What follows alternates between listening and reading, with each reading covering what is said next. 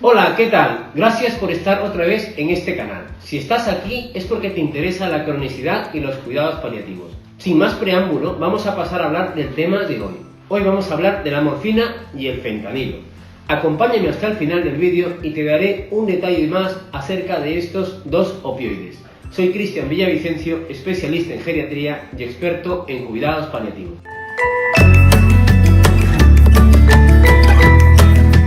Antes de comenzar a hablar de la morfina y el fentanilo, es importante saber que cuando existe un dolor intenso en nuestro organismo, se activan unos receptores que están fundamentalmente en mayor cantidad en el cerebro y en la médula espinal, conocida como receptores opioides. No os pongáis nerviosos. Para entendernos bien, vamos a hablar de estos receptores como si fueran interruptores, para que todas las personas que están escuchando este vídeo puedan entender y seguir el hilo de lo que estamos hablando. Es decir, le vamos a llamar interruptores. ¿Qué quiero decir cuando hablo de interruptores? Es como tener un interruptor de la luz. Quiero decir, haciendo la misma similitud, que cuando hay un dolor intenso en nuestro organismo, se activan unos focos de dolor, unos focos que están ubicados en el pecho, que nos hacen ver que tenemos dolor. Por lo tanto, tenemos que actuar sobre los interruptores para intentar apagarlos. ¿Te parece bien eso? ¿Se entiendes?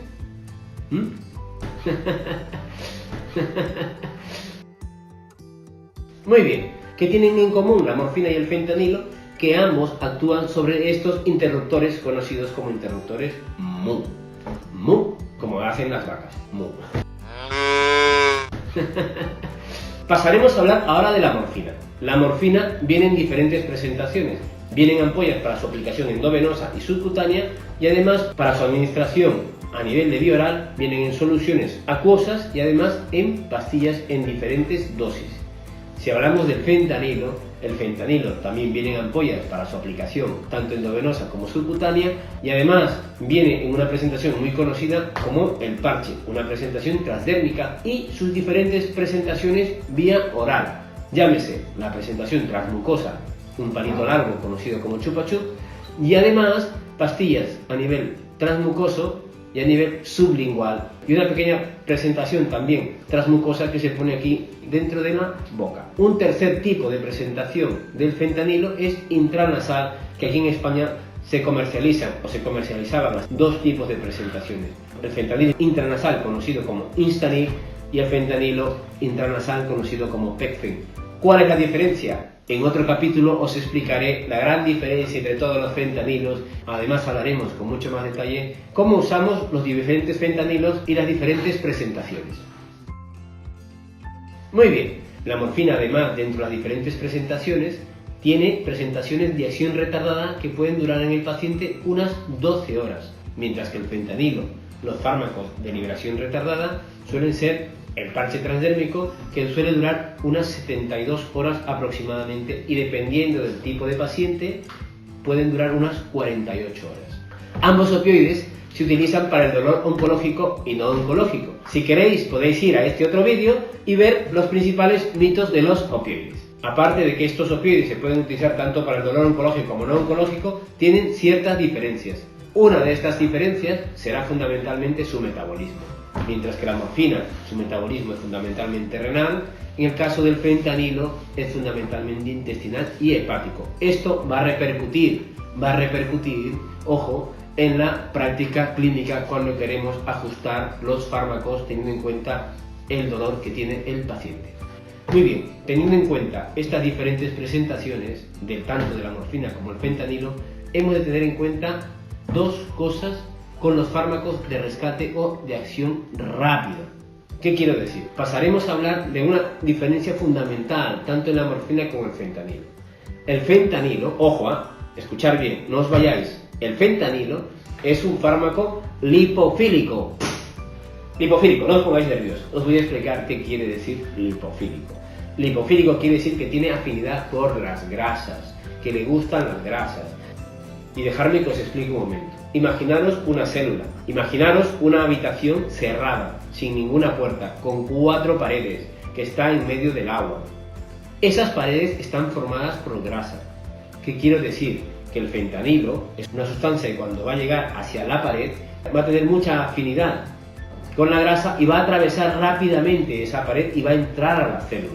Y como tiene mucha afinidad, va a tardar en entrar a esa habitación entre unos 10 o 15 minutos, dependiendo de la presentación del fármaco. A diferencia de la morfina, que al ser muy hidrofílica, quiere decir que tiene más afinidad por el agua, va a tardar en entrar a la habitación mucho más tiempo, entre unos 20 y 30 minutos. Esto que acabo de decir es importantísimo porque va a repercutir totalmente en nuestra práctica clínica. ¿Qué quiero decir? Que cuando un paciente tiene un dolor que aparece rápidamente y desaparece, conocido muchas veces como dolor irruptivo, el paciente va a necesitar un fármaco que actúe rápidamente y pueda controlar el dolor y que esté de acuerdo al pico que el paciente va a referir. Mientras que la morfina es un buen fármaco para cuando el dolor no es tan de repente, no es tan irruptivo. ¿Qué quiere decir? Que si el paciente sabe que el dolor va aumentando progresivamente, tomará la morfina y la morfina irá actuando poco a poco, irá subiendo con el dolor, de tal manera que cuando el paciente llegue al pico de dolor, la morfina también habrá actuado. Esta es una gran diferencia para el manejo del paciente con morfina o fentanilo. Una cosa importante que debemos tener en cuenta con el fentanilo es que cuando está dentro de la habitación dura aproximadamente entre 1 y 2 horas. Mientras que la morfina, como le ha costado entrar, también le costará salir y su vida media en el organismo es de 4 horas. Se sienta, se relaja y se pone tranquila y se queda ahí unas 4 horas. Mientras que el fentanilo no para de dar vueltas y quiere salir. Esto que acabo de decir es importantísimo porque en el paciente con componente adictivo notará cuando el fentanilo entra a la habitación, toca el interruptor y está 1 o 2 horas y se marcha. Un paciente con componente adictivo lo notará. Por lo tanto, precisará una dosis más y otra dosis más y otra dosis más de rescate. Y esto es muy peligroso para el manejo del dolor en pacientes con componente adictivo. Por lo tanto, sabiendo que los dos actúan sobre el mismo interruptor, el manejo del fármaco de acción rápida debe ser modulado dependiendo de la situación de nuestro paciente. Por lo tanto, ¿cuál es mejor? Hombre, depende del dolor y depende del tipo de paciente.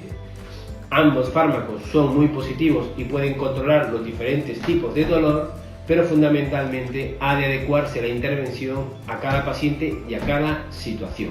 Pero no te vayas, una cosa importante que te dije que te iba a comentar al final del vídeo es que una gran similitud entre la morfina y el fentanilo es que ambos se pueden utilizar para el control de la disnea. Que así como te dije que ambos fármacos, ambos opioides podían utilizarse para el control de la disnea, una cosa importante a diferencia de la morfina es que el fentanilo se puede nebulizar, mientras que la morfina no, porque produce broncoespasmo. Ojo, cuando estás controlando la disnea, primero usar broncodilatadores antes que el fentanilo, pero este opioide tiene esa indicación de poder nebulizarse.